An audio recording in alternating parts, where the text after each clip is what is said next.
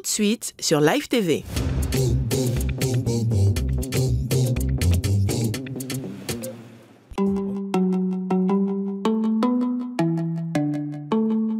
Et nous voici aux portes du premier musée de Côte d'Ivoire, le plus ancien et le plus important du pays. Fermé au public en raison de la Covid-19, ce trésor culturel de notre histoire ancestrale a ouvert à nouveau ses portes depuis le 1er décembre 2020.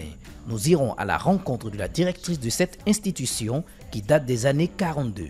Dr Sylvie Memelkassi, grande passionnée d'art, pose sa signature.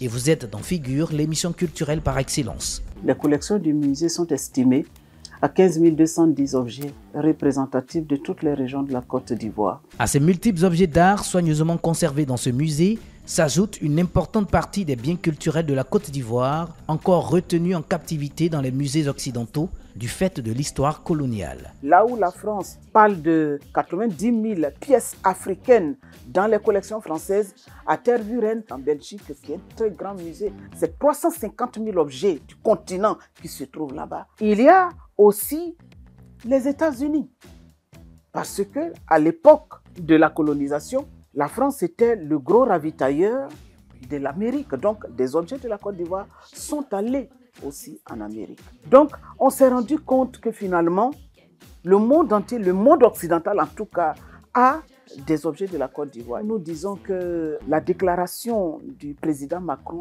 est aujourd'hui vraiment pour nous une occasion de parler ouvertement de cette question du retour des objets.